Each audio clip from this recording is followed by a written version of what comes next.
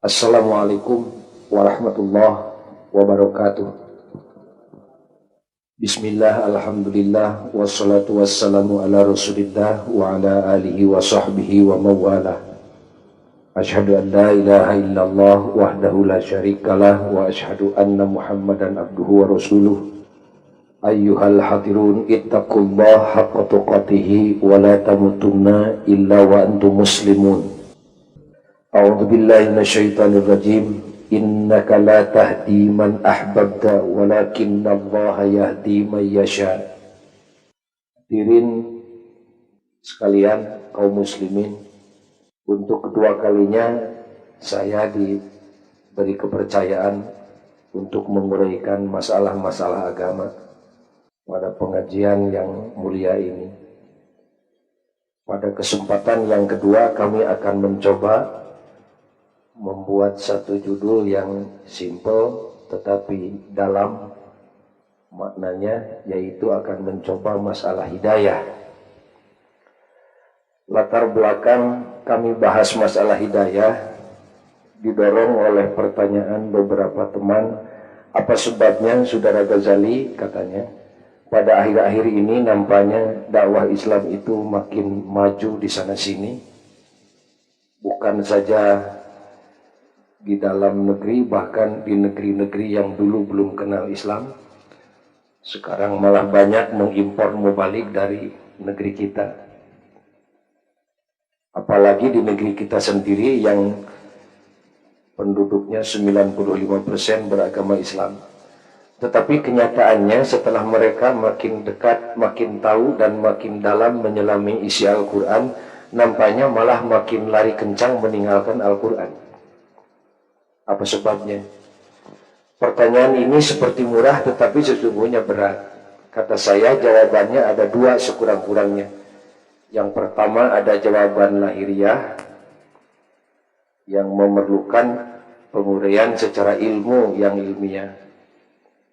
Dan yang kedua ada jawaban hakikiah. Pada kesempatan pengajian ini, mubalik kurang bijaksana bila menguraikan lewat tinjauan lahiriah. Itu harus di perguruan tinggi. Di sini ini sejalan dengan isi pengajian, saya akan lihat saja dari kacamata hakikinya. Apa sebabnya manusia itu setelah kenal dengan agama kok seperti tidak tertarik? Buktinya dalam kehidupan sehari-harinya jauh daripada agama. Saya jawab, jawaban hakikiahnya tiada lain. Persoalan ini bermuara kepada satu titik, yaitu tergantung kepada apakah orang itu memperoleh hidayah atau tidak. Manakala seseorang memperoleh hidayah, sesungguhnya tidak ada alasan untuk hidupnya jauh dari agama. Dan sebaliknya, apabila orang itu jauh dari hidayah atau kasarnya tidak memperoleh hidayah, maka dengan sendirinya sekalipun Quran itu pindah dari bibir ke kepalanya, maka tidak akan jadi apa-apa. Berbicara tentang hidayah ini, kita mari mengakui bersama, sebagian di antara teman kita banyak yang tahu nama tapi tidak kenal bentuk. Dan kebanyakan tahu pasti bahwa hidayah itu barang mulia, cahaya yang sungguh dibutuhkan dan diperlukan oleh segala insan. Khususnya bagi kaum muslimin, sekurang-kurangnya meminta diberi hidayah kepada Allah itu sekurang-kurangnya 17 kali sehari semalam. Kita berucap iyyaka na'budu wa iyyaka nasta'in. Ihdinas siratal mustaqim. Tunjukkan ya Allah kami kepada sirat yang mustaqim, kepada sistem Engkau ya Allah, sistem yang maha hebat dan maha agung. Tiap hari kita minta sekurang-kurangnya melalui kesempatan salat 17 kali. Minta ditunjukkan hidayah. Namun setelah Allah menunjukkan, dalikal kitab, kata Allah. Kalau kamu ingin hidayah, dalikal kitab. Itu dia kitab. Kitab yang mana? Al-Quran yang aku turunkan kepada Muhammad. Masa ya Allah kitab itu la raiba fi. Tidak ada yang patut diragukan di dalamnya. Kitab yang mulia, kalam Allah, ketentuan daripada Maha Pencipta.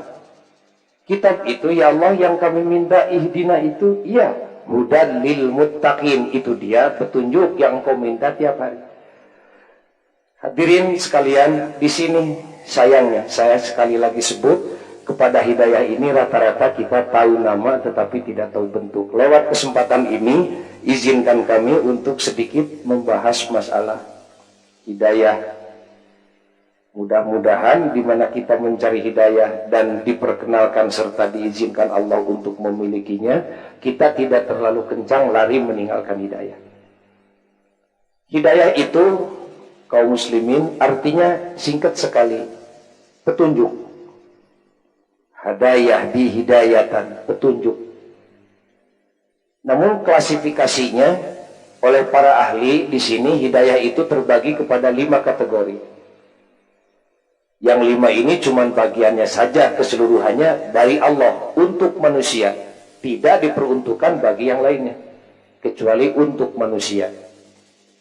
Walaupun nanti akan saya singgung di luar manusia pun ada pula yang mendapat hidayah. Yang pertama wajib kita kenal bahwa hidayah ini terbagi kepada 5 kategori. Semuanya dari Allah, diperuntukkan bagi makhluk Allah. Yang pertama hidayah itu disebutnya hidayatul ilham. Arti hidayah petunjuk, arti ilham sementara ilham saja.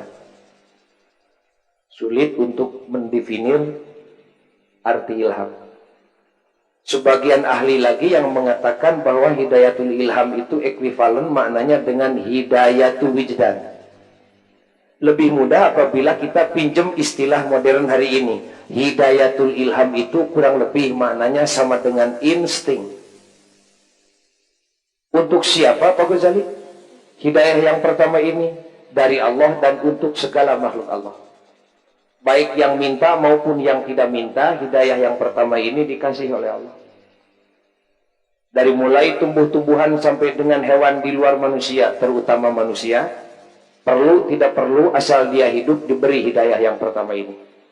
Tidak usah minta, diterima oleh tumbuh-tumbuhan. Pohon-pohonan kita lihat di luar bergoyang. Mata telanjang menunjukkan bahwa goyangnya pohon di luar itu berdasarkan tiupan angin. Itu pun tidak salah. Tetapi pada hakikatnya goyangnya pohon-pohonan bukan karena angin, melainkan berdasarkan hidayah, berdasarkan petunjuk. Nah, hidayah yang demikian disebut hidayatul ilham atau hidayatul wijdan, yang diterima oleh tumbuh-tumbuhan. Bisa pula diterima oleh manusia, terutama bayi dalam kandungan dalam rahim ibunya setelah 4 bulan. Dia mulai hidup, dikasih roh oleh Allah. Demikian menurut keterangan hadis. Sejak 120 hari baru bayi mulai bergerak. Ke kiri, ke kanan, boleh jadi ke atas dan ke bawah. Saya tidak lebih panjang menguraikan tentang pergerakan bayi dalam rahim, sebab saya tidak ditakdirkan jadi seorang wanita. Lebih tahu ibu dalam hal ini barangkali. Tapi yang jelas bayi bergerak. Pergerakan bayi di dalam kandungan seorang ibu bukan gerak karena didikan ibu dan bapak, melainkan pergerakan karena berdasarkan hidayah. Hidayah yang demikian disebut hidayatul ilham atau hidayatul wijdan yang diterima oleh bayi dalam perut ibu. Dan banyak lagi ibu, terlalu panjang kalau saya sebut satu persatu. Pendeknya hidayah ilham ini diperuntukkan bagi segala makhluk Allah di dunia. Kalau kita perhatikan hidayah yang 5 ini seperti kukusan yang terlentang. Bahasa Sundanya cara asupan nangkara, lebih besar di atas, lebih kecil, lebih kecil, lebih kecil. Yang paling mahal kan biasa tumpeng juga yang ujungnya, yang ada telurnya biasanya. Nah, hidayah yang pertama nampaknya tidak seperti mahal, karena tanpa diminta pun dikasih. Adapun cara Allah menganugerahkan hidayah itu tidak sekaligus, tetapi evolusif. Dikirimkannya satu persatu. Pertama dibukakan pintu makhluk Allah itu untuk menerima hidayah yang saya sebut tadi, hidayah ilham. Sesuai dengan perkembangan fisik dan psikis makhluk itu sendiri. Di dalam perut menerima hidayah ilham. Dia lahir ke dunia, dilengkapi dengan berbagai macam panca indera. Kemudian dipersilahkan oleh Allah untuk memasuki kamar yang kedua dalam rangka menerima hidayah yang kedua. Menjelang dia dewasa. Setelah berfungsi panca inderanya, baru orang itu menerima hidayah nomor 2. Yang istilahnya disebut hidayatul hawas. Sebagian ahli tafsir lagi menyebutnya hidayatul gharizah. Arti hidayah itu petunjuk, arti gharizah itu panca indera. Dilihat dari kata demi kata bahwa hidayatul gharizah itu petunjuk dari Allah yang diberikan kepada makhluk Allah, diterimanya berdasarkan bantuan panca indera yang dianugerahkan Allah. Dengan demikian akal kita bisa mengira-ngira bahwa hidayah yang nomor 2 ini hanya diberikan oleh Allah kepada makhluk Allah yang punya panca indera. Tumbuh-tumbuhan tidak dikasih. Kalau tadi hidayah ilham, tumbuh-tumbuhan sekalipun diterima, bisa menerima. Tapi kalau hidayah yang nomor 2, yaitu hidayatul hawas, tumbuh-tumbuhan tidak kebagian, hanya diperuntukkan bagi makhluk Allah yang punya panca indera, yaitu manusia dan hewan di luar manusia. Kira-kira tidak terlalu salah kalau saya sejajarkan bahwa hidayatul hawas ini maknanya sejajar dengan pengetahuan panca indera atau knowledge, kenis bahasa Belandanya. Jadi di mana orang punya panca indera dan panca inderanya berfungsi, saya yakin bahwa orang itu berhak untuk menerima hidayah nomor 2. Buktinya seperti anak kecil umur 7 tahun, dia sudah berfungsi panca inderanya. Asal ada ustadz yang mau ngajar ngaji Quran, asal dia mau ngaji Quran dan mata serta telinganya bisa menerima keterangan dari ustadznya, ustadz tidak usah ngajar itu sampai mengakibatkan serangan paru-paru, anak itu tidak usah sampai gundul kepalanya seperti profesor, dia akan bisa baca Quran berkat bantuan panca inderanya. Itulah hidayah nomor 2. Hidayah nomor 2, hidayatul hawas, hidayatul gharizah atau hidayatul ilham ini bisa pula diterima oleh hewan selain manusia. Kita juga sering memperhatikan anak-anak beli merpati di pasar Andir. Lantas merpati dibawa ke rumahnya, disediakan peti, dimasukkan di dalam peti, dikasih untuk penjinak di sana barang makanan 1-2 sendok saja, ditutup 2-3 jam saja, lantas bukakan peti merpati itu, dia akan terbang sejauh kemampuan dia, tetapi dia pasti akan kembali lagi ke kandangnya. Kembalinya merpati itu tidak melalui proses pendidikan yang formal, tetapi dia lewat pengetahuan panca inderanya. Apa yang dialami oleh dia, dia akan mengetahui dan bisa melaksanakannya. Kurang lebih demikian. Itulah Pak Ghazali yang menentukan baik buruknya manusia, hidayah ilham dan hidayah hawas? Bukan. Itu mah tahap kedua. Yang mana yang bisa menentukan untung ruginya manusia? Dan yang kita minta tiap hari sampai 17 kali itu apakah hidayah yang itu? Bukan, itu baru 2 kamar. Baru setelah kamar yang kedua ini dilalui, dibukakan lagi pintu yang ketiga, kamar yang ketiga untuk dimasuki oleh makhluk Allah untuk menerima hidayah yang nomor 3 sesuai dengan perkembangan fisik dan psikis orang itu sendiri. Sekali lagi saya ulangi, hidayah ilham untuk semua diberikan sejak dalam kandungan kepada manusia, untuk semua termasuk tumbuh-tumbuhan. Orang itu lahir, lantas berhak menerima hidayah nomor 2 disebut hidayatul hawas atau hidayatul wijd atau hidayatul gharizah. Kemudian orang itu menjelang dewasa dan sampai dengan dewasa, maka pintu ketiga terbuka, kamar ketiga disediakan untuk menerima hidayah nomor 3, disebutnya hidayatul akli. Arti hidayah itu petunjuk, arti akli itu akal. Kalau tadi saya sebut bahwa hidayah yang 5 ini diberikannya oleh Allah secara evolusi. Pertama hidayah ilham, kedua hidayah hawas, ketiga hidayah akal. Saya sebut tadi juga seperti asupan nangkara. Jadi gede di atas, makin kecil, untuk semua, tidak semua, hanya untuk manusia dan hewan di luar manusia. Nah, hidayah nomor 3 minus hewan, itu hanya diperuntukkan bagi makhluk Allah yang namanya manusia, karena di situ ada embel-embel akal. Arti hidayah petunjuk, arti akal ya akal saja dulu sementara. Disinilah orang bisa mengetahui sesuatu berkat bantuan akalnya, sehingga pengetahuannya meningkat sedikit dari pengalaman sampai kepada pengetahuan yang sistematik atau pengetahuan yang menggunakan metode ilmu. Ini terbatas hanya untuk manusia. Hewan tidak kebagian, apalagi tumbuh-tumbuhan. Manusia pun terbatas pula, tergantung kepada kemampuan dia berpikir. Sekalipun orang itu dewasa menurut ukuran umurnya, manakala akalnya tidak terlatih, kurang berhak menerima hidayah nomor 3. Ini terbatas biasanya para ulama dan para sarjana. Namun demikian, tanpa jadi ulama dan sarjana pun, sepanjang manusia bisa menggunakan akalnya, berhak menerima hidayah nomor 3. Perbedaannya terletak pada besar kecilnya hidayah yang dia miliki saja. Ilustrasi sedikit, simpen dulu sampai 3. Kita singgung sedikit masalah akal. Dulu kaum muslimin, saya pernah diundang ngaji karena saya kiai operasi yang ke daerah-daerah ngaji di Majalengka dulu. Seorang pejabat teras di Majalengka selesai ngaji bertanya kepada saya, Pak Ghazali, saya ingin tahu sejak dulu sesungguhnya apa sih akal itu? Kata saya, ini pertanyaan bukan pertanyaan murah, Pak.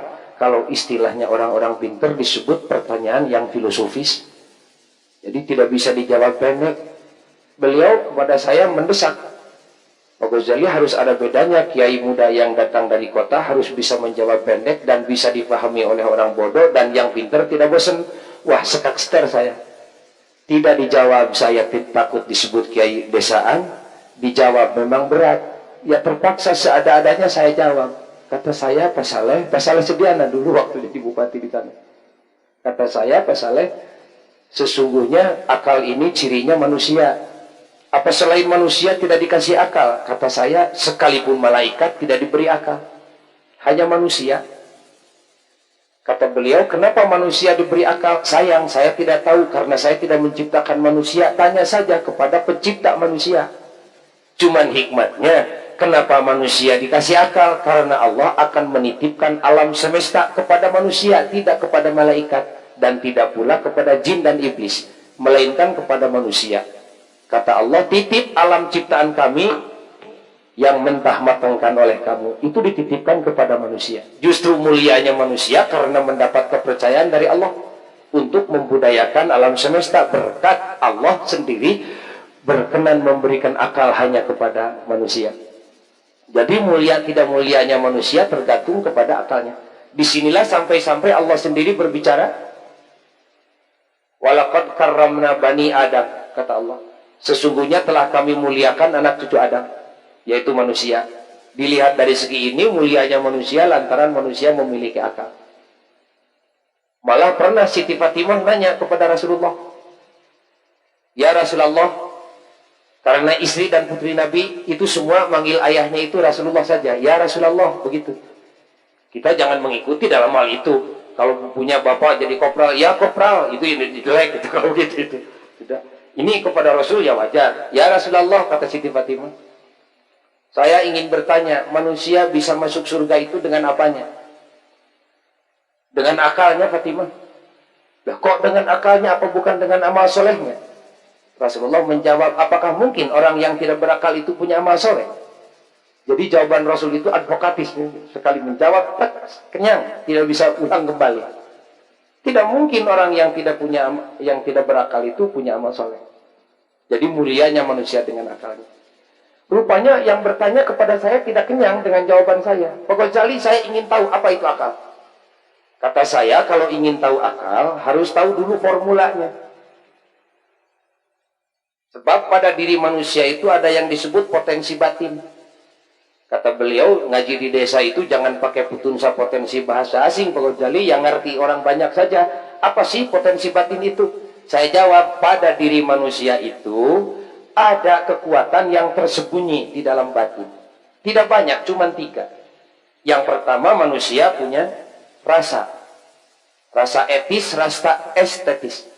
Rasa indah, rasa nyeri, rasa jelek, rasa asin, rasa manis. Ini potensi batin yang pertama.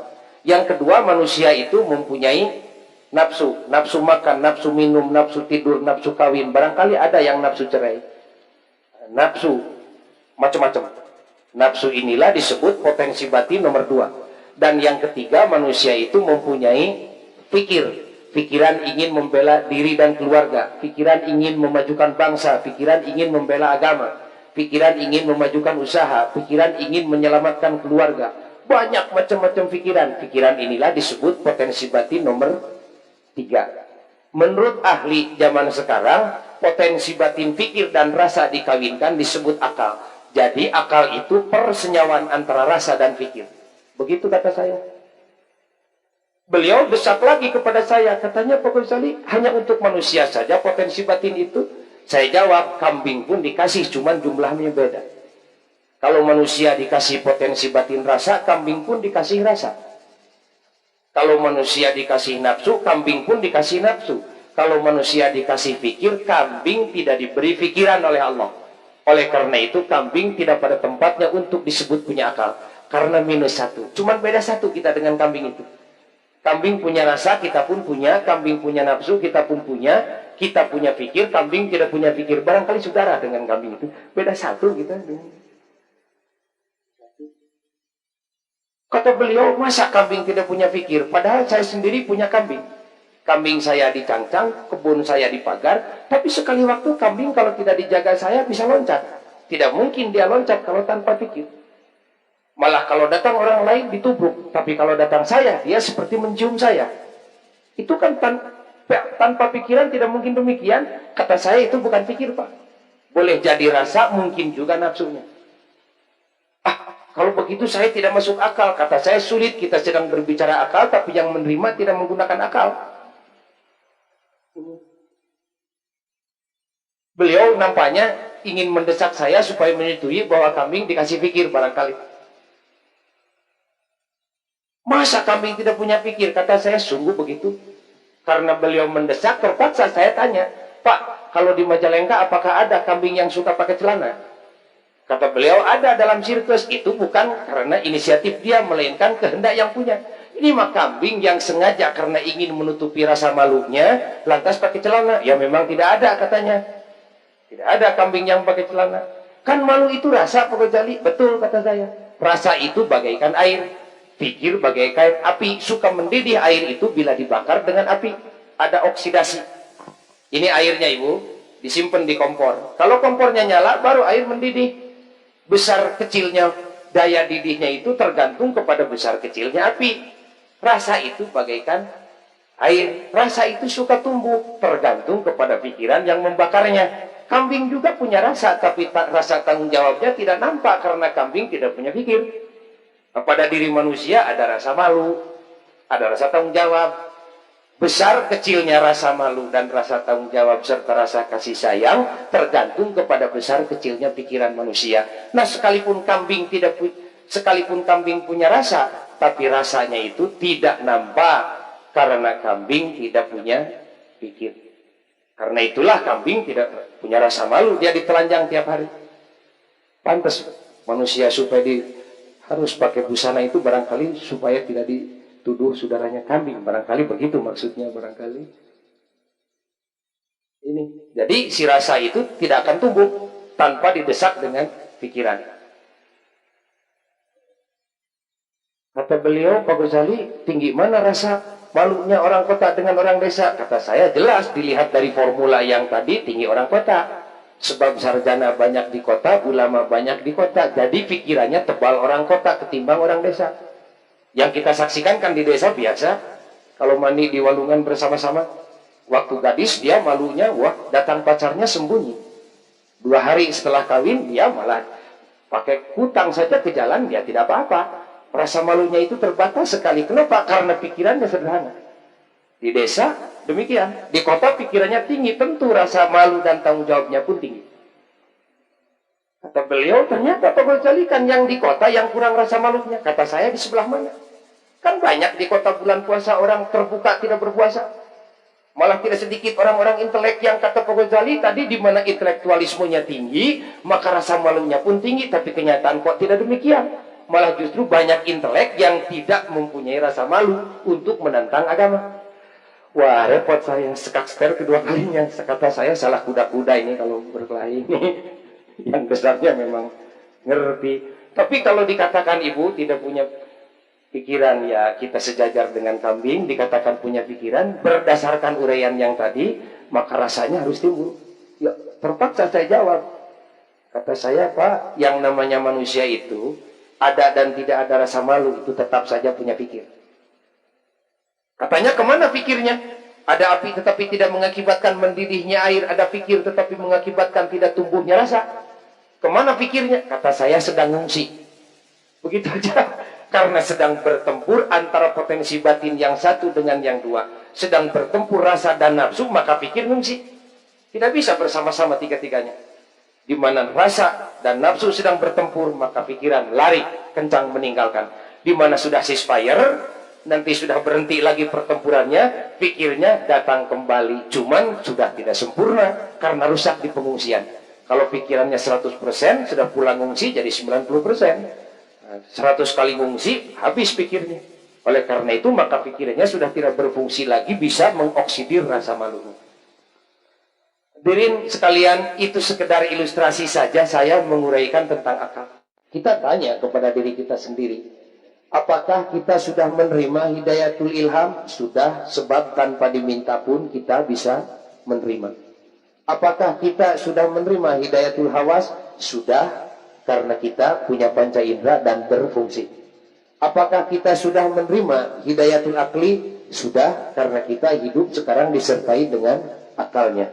Kita tanya lagi, apakah kita sudah menerima hidayat tudin, petunjuk agama? Sudah, malah detik ini pun kita sedang membahas masalah agama. Tanya yang terakhir, apakah kita sudah cocok hidupnya dengan agama? Terus terang saja kita jawab, belum secara paripurna. Di sini. Apa sebabnya? Itulah ibu-ibu dan bapak-bapak sekalian, jawaban yang paling akhir dan paling esensial dari uraian kami yang sekarang. Inilah yang disebut hidayah mahal. Karena apa? Sesungguhnya, sekali lagi pertanyaannya, kenapa kita sudah menerima agama dan kita sudah mengerti agama, tetapi kita 100% belum sesuai dengan kehendak agama? Jawabannya banyak, yang paling hakikat tiada lain. Karena di samping hidayah yang 1 sampai dengan nomor 4 itu, ada lagi hidayah yang paling mahal, yaitu yang disebut hidayah taufik. Apakah kita sudah menerima hidayatul akli? Sudah, karena kita hidup sekarang disertai dengan akalnya. Kita tanya lagi, apakah kita sudah menerima hidayat tudin, petunjuk agama? Sudah, malah detik ini pun kita sedang membahas masalah agama. Tanya yang terakhir, apakah kita sudah cocok hidupnya dengan agama? Terus terang saja kita jawab, belum secara paripurna. Di sini. Apa sebabnya? Itulah ibu-ibu dan bapak-bapak sekalian, jawaban yang paling akhir dan paling esensial dari uraian kami yang sekarang. Inilah yang disebut hidayah mahal. Karena apa? Sesungguhnya, sekali lagi pertanyaannya, kenapa kita sudah menerima agama dan kita sudah mengerti agama, tetapi kita 100% belum sesuai dengan kehendak agama? Jawabannya banyak, yang paling hakikat tiada lain. Karena di samping hidayah yang 1 sampai dengan nomor 4 itu, ada lagi hidayah yang paling mahal, yaitu yang disebut hidayah taufik, atau sering pula disebut hidayatul ma'unah. Ingin hidayah ilham mudah tanpa diminta pun diberi. Ingin hidayah hawas mudah asal kita hidup. Ingin hidayah akal mudah, perguruan tinggi masih terbuka. Ingin hidayah tudin gampang, Qurannya masih yang dulu-dulu juga, kiainya masih sanggup dan bisa mengajarkannya, Tuhannya juga masih yang dulu-dulu juga, nabinya masih yang dulu-dulu juga, Qurannya masih utuh, mudah sekali. Bagaimana Pak Ghazali? Di samping saya ingin tahu Al-Quran itu, saya ingin punya hati mau menerima ketentuan Allah yang ada dalam Al-Quran. Nah, berbicara tentang ini, kita harus memperoleh hidayah nomor 5 yang terakhir, yang disebut hidayah taufik. Yang sering-sering kan kita juga dengar, kalau pidato ujungnya itu pakai doa, wabillahi taufik wal hidayah. Itu nama hidayah itu karena saking tahunya barang penting, sampai-sampai jadi nama orang kan, Pak Haji Hidayat, Pak Hidayah, Masjid Al-Hidayah. Malah ada di Jatayu itu ada Jaipongan Al-Hidayah, di sana itu ada juga, saking baiknya hidayah itu.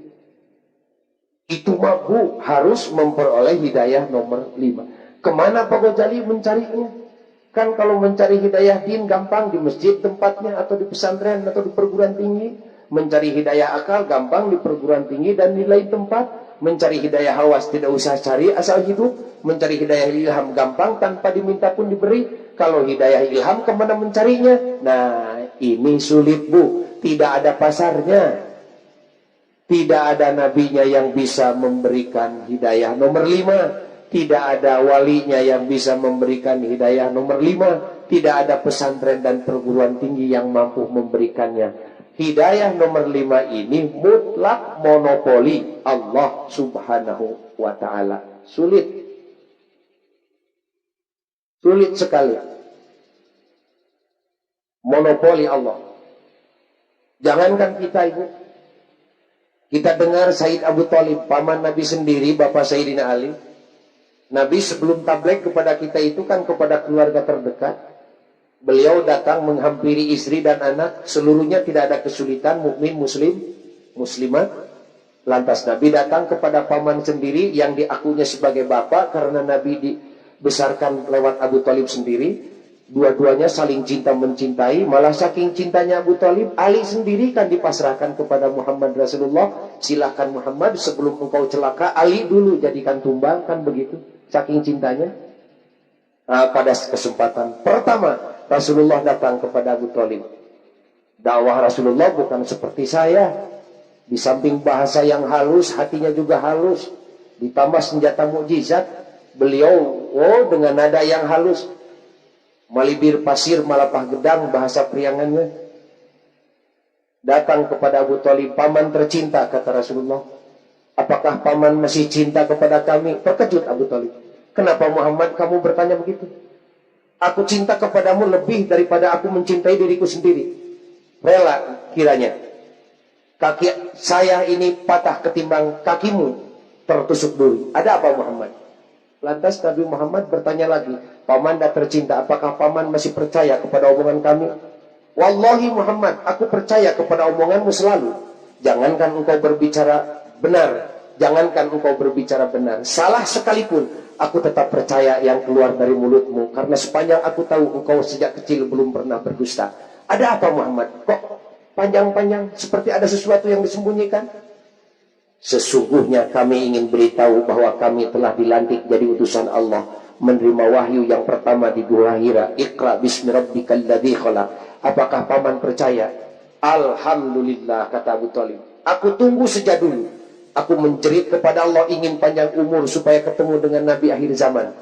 Hal ini aku sesungguhnya curiga bahwa calon Rasul itu engkau sendiri. Oleh karena itu aku pelihara dan aku jaga kehidupanmu. Sekarang dugaanku sudah pasti dan menjelma, engkau dilantik jadi utusan Allah. Wallahi aku percaya engkau utusan Allah Muhammad. Dengan demikian aku rela mati hari ini pun. Kata Rasulullah, alhamdulillah. Karena paman sudah percaya, paman sudah termasuk sebagai seorang mukmin. Tapi apa artinya jadi mukmin tanpa muslim? Supaya paman jadi mukmin, jadi muslim, mari ikrarkan lewat mulut paman, diikuti ucapan saya. Akui Allah satu, Muhammad utusannya, dengan ucapan asyhadu an la ilaha illallah wa asyhadu anna Muhammadar Rasulullah.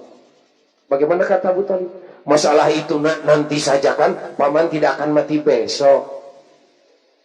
Kalau istilah orang sekarang, nanti saya juga setelah pensiun kan akan salat, saya juga nanti. Sekarang masih sibuk, BPN belum lunas dibayar, mobil kreditan belum selesai, sekolah anak saya belum selesai. Sibuk Pak, nantilah setelah pensiun, malah saya ke Mekahnya juga akan tiap hari. Dikiranya tiap hari ke Mekah barangkali.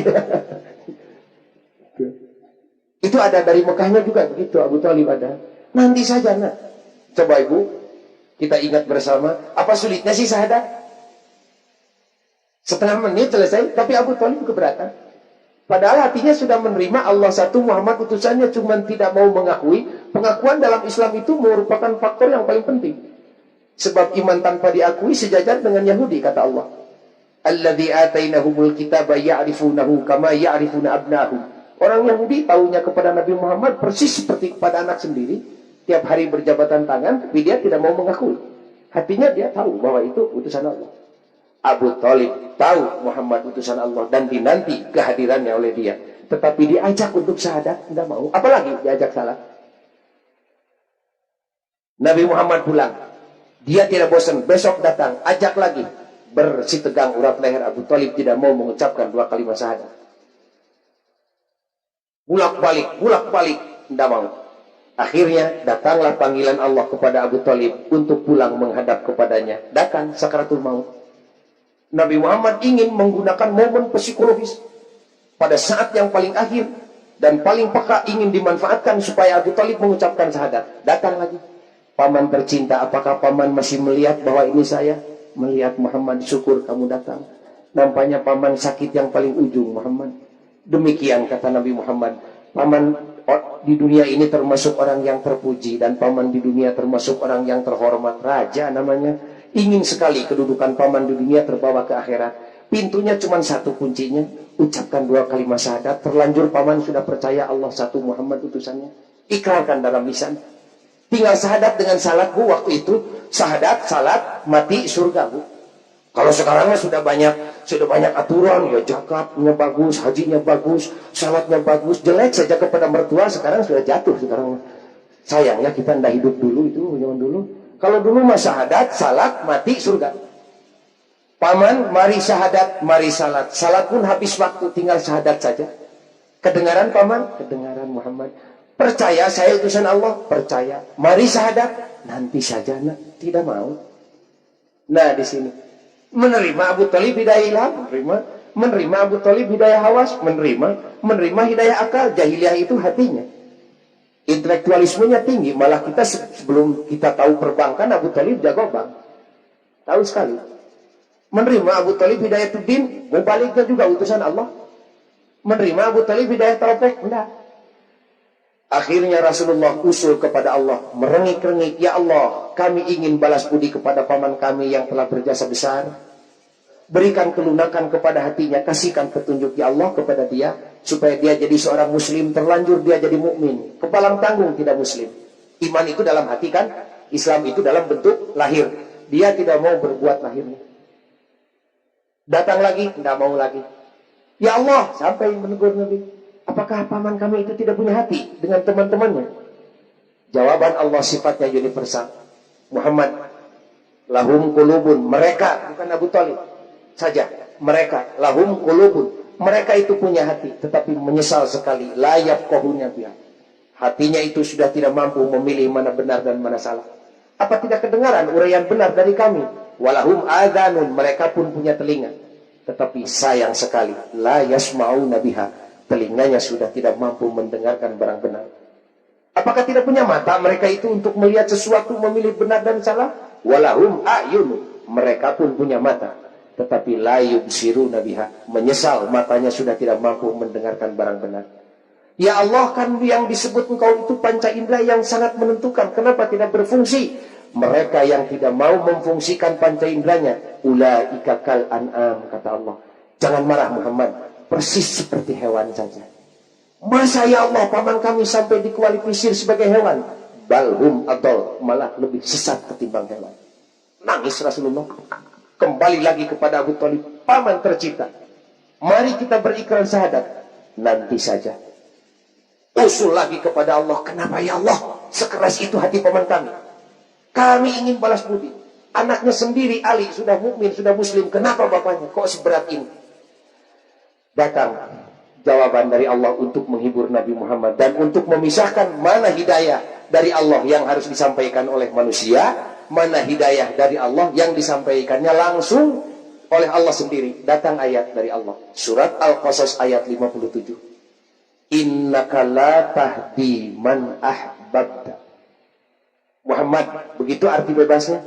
Kami mengutus engkau ke bumi ini, ke dunia ini, tidak disuruh untuk mengetuk jantung hati setiap insan.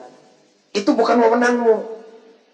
Man ahbabta, sekalipun kepada orang yang engkau cintai, pamanmu, adikmu, cucumu, kekasihmu, istrimu, keluargamu, bangsamu, dengan halus, dengan kasar. Muhammad, jangan terlalu ngoyo. Istilah Jawanya, jangan ngotot. Kami utus engkau ke dunia, tidak disuruh mengetuk jantung hatinya, melainkan tugas engkau itu cukup basiran wa nadhira. Tunjukkan saja jalan ke neraka dan jalan ke surga, tunjukkan yang menakutkan dan tunjukkan yang menggembirakan. Dengan akalnya manusia bisa memilih, itu tugasmu. Cukup engkau telah bertabligh kepada pamanmu, hanya tidak begitu saja Allah ngomongnya, man ahbabta, sekalipun kepada orang yang kau cintai. Siapa saja ya Allah yang akan dilunakkan hatinya dan oleh siapa? Baru Allah menjawab, walakinnallah yahdi. Siapa saja yang kami sukai dan akan ditiupkan oleh kami sendiri. Siapa ya Allah? Mayyasha. Engkau tidak perlu tahu siapa saja yang kami kehendaki. Baru Nabi Muhammad gembira. Setelah itu, ya, kami sudah maksimal usahanya mengislamkan paman kami, tapi paman sudah tidak mau menerimanya. Ternyata Allah menjelaskan begitu. Tugas kami ternyata hanya untuk menyampaikan hidayah din dan mendewasakan hidayah akal saja, serta memupuk hidayah hawas dan hidayah ilham.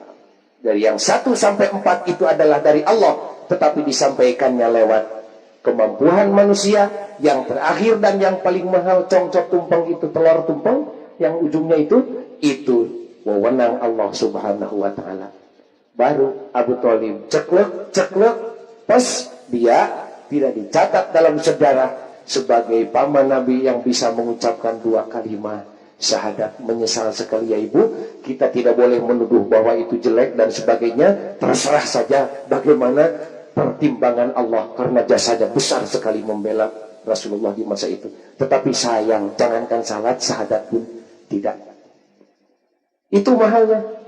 Adapun taufik itu murahnya, mayyasha, kepada siapa saja tanpa kecuali. Asal orang itu mau menggunakan potensi batinnya untuk menerima sesuatu. Dan hidayah itu ada kalanya datangnya kepada manusia seperti kapuk terbang terbawa angin. Di mana angin sudah berhenti, kapuk jatuh. Di mana kapuk jatuh, siapa yang lewat, dia singgah. Asal lewat keluar. Tapi tidak mungkin kapuk singgah pada kepala orang yang tidur di rumah. Asal keluar saja, kapuk jatuh, kena kepalanya. Kan terjadi di Jakarta dulu. Saya baca dalam majalah Panji Masyarakat dulu, tahun 65. Ada seorang wanita Cina dari Kalimantan pernah mertamu di Jakarta. Sudah seminggu mertamu, lantas malam itu siap-siap besoknya untuk pergi ke Kalimantan. Kemudian waktu subuh sudah bangun dia, menunggu yang menjemput dari airport. Tahu-tahu terdengar suara adzan di Masjid Al-Azhar Buya Hamka. Allahu Akbar, selesai. Dia tidak tertarik, cuman tertariknya itu dengan ucapan hayya 'alas shalah. Tahu-tahu barangkali hidayah taufik akan singgah pada hatinya menunggangi hayya 'alas shalah. Allahu Akbar, asyhadu an la ilaha illallah, asyhadu anna Muhammadar Rasulullah. Itu tidak kedengaran. Tapi dia mula-mula tergiur dengan sentuhan hatinya tersentuh dengan ucapan hayya 'alas shalah. Setelah selesai adzan, dia merangkak sampai hampir tidak bisa berjalan, membangunkan pemilik rumah, barangkali ada hubungan saudara dengan dia. Dia tanya, kalau dengan bahasa kita, bibi itu lagu apa? Nyebutnya juga lagu, memang sejak kecil dia tidak memperhatikan adzan. Jangankan Cina, kita sendiri kan sudah bosan dengan adzan itu, sering adzan-adzan kita terus ngobrol. Kebanyakan di antara kita, karena seringnya adzan, jadi bosan, akhirnya tidak mengerti adzan. Lebih jauhnya tidak nikmat mendengar adzan. Kata bibinya, lagu adzan. Kok kenapa jantung saya jadi berdebar? Di mana studionya bibi? Itu tuh di masjid itu. Ada apa? Dia terangkan. Dia tidak jadi mengurungkan maksudnya untuk pulang ke Kalimantan. Minta ditunggu lagi 1 malam. Tidak sanggup hidup kalau tidak mendengar lagu adzan sekali lagi. Kan duhur juga adzan, asar juga adzan, maghrib adzan, isya adzan. Tidak kedengaran sama dia. Ingin mencari adzan, mendengar adzan yang subuh saja. Dan Allahu Akbarnya juga tidak nikmat. Yang nikmat itu hayya 'alas sholahnya saja. Setelah besok dia nangis sama bibinya, ingin diantar menghadap pemilik masjid. Lantas diterangkan semuanya ini kepada pemilik masjid, bahwa dia tergiur dengan suara adzan. Kalau ada kasetnya ingin beli berapa ratus ribu saja. Kalau ada orangnya ingin dipertemukan. Kata pemilik masjid yang bijaksana itu ngomong, namanya orang Islam adzan itu bisa saja semua juga. Cuman yang dikumandangkan subuh itu mah kaset dari Mesir. Adzan awal jam 3 itu. Nah, ini orang. Setelah diputarkan kaset di Masjid Al-Azhar, dia maksa ketika itu pula, saya ingin jadi anggota di sini. Ingin masuk Islam. Kata bibinya, saya tidak bertanggung jawab menghadapi ibumu di Kalimantan. Bibi, jangan ibu campur. Urusan saya. Ke surga belum tentu bersama-sama ibu dan bapak, ke neraka pun demikian pula. Persis jawabannya seperti jawaban kiai. Padahal dia belum mengerti arti adzan apa itu. Setelah sebulan ada di Jakarta, dilatih salat, belum bisa Fatihah, cuman baru senamnya saja. Uclekan begini, lantas dikasih tahu bibi ibunya yang di Kalimantan, marahnya bukan kepalang tanggung. Malah dilarang oleh bibinya, jangan dulu pulang. Tapi dia maksa, biar saya akan pulang apapun yang akan terjadi. Sebab saya milik Allah. Kalau Allah tidak menghendaki, golok di leher pun tidak akan terjadi. Dia pulang, marah luar biasa. Bapaknya mau apa-apa barangkali, tapi ibunya melarang, jangan dulu. Saya ingin tahu lagu apa yang menggiurkan hati anak saya yang sehingga pindah agama dia. Mana kasetnya? Putar kasetnya. Allahu Akbar, asyhadu an la ilaha illallah, asyhadu anna Muhammadar Rasulullah. Kalau pak bapaknya, saya ikut jadi Islam. Ibunya masih melotot gitu. Hayya 'alas shalah, hayya 'alal falah. Belum. Allahu Akbar, Allahu Akbar, la ilaha illallah. Serumah itu semuanya jadi mukmin muslim, menerima hidayah taufik lewat adzan. Apakah mereka mengerti dengan adzan? Tidak. Kenapa demikian? Itulah anugerah Allah. Sebut saja itulah Lailatul Qadar bagi dia barangkali. Sering kita juga, Bu, datangnya hidayah taufik itu ada lewat naik pangkat. Wah, dia keras hatinya. Waktu pangkatnya kecil, tahu-tahu naik pangkat, dia eling. Bu, mari kita sudah naik pangkat, bersyukur kepada Allah, mari kita belajar. Saya punya teman nih, baru diobrolkan tadi, tukang ngangon muning, waktu saya jadi tukang sapi dari Jawa Timur, dari Cikira Condong, tukang giring ke sana. Tahu-tahu jadi kaya lebih dari kami sekarang. Wah, ratusan sapinya. Ketika ini korbannya tidak kurang dari 7 ekor tiap tahun itu. Salat hanya belum ke Mekah saja. Puasa getol tapi belum salat. Belum mau salat saja. Saya belum tegur-tegur karena memang terbatas pengertiannya. Dan hidayah itu diberikannya demikian. Tidak sekaligus, oh hidayah cinta dengan semuanya. Tidak. Ada kalanya orang itu dikasih hidayah tentang salat getol, salatnya tapi zakat belum mau. Sudah menerima hidayah taufik dalam salat, belum dalam zakat. Ada kalanya zakatnya sungguh-sungguh tapi salat tidak disekaligus-kan, nuntut. Ada kalanya lewat kerugian, dagangnya maju, tahu-tahu jatuh tersungkur, kan tidak sedikit orang. Hanya saya tidak berani menyebutkan orangnya. Di Masjid Agung paling muka kalau saya khutbah itu. Saya tahu dia pedagang besar, cuman sekarang jatuh.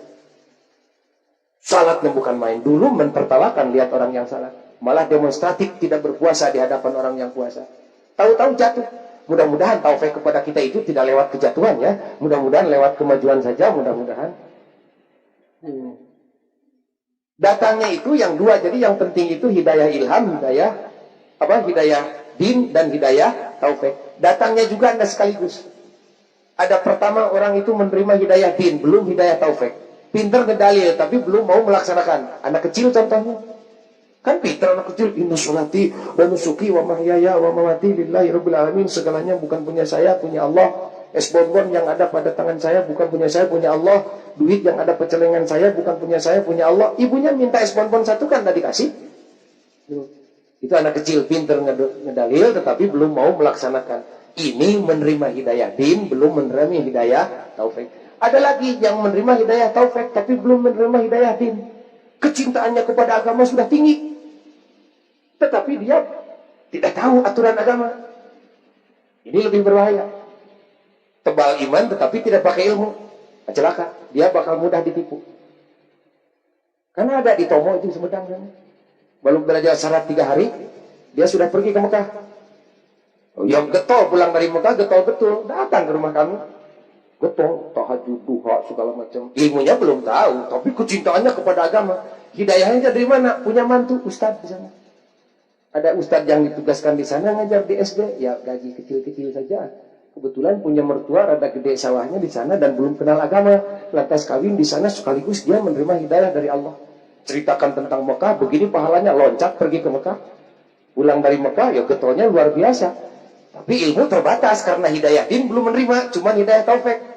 Tahu-tahu sekali waktu siang hari, salat duha menghadap ke sebelah timur.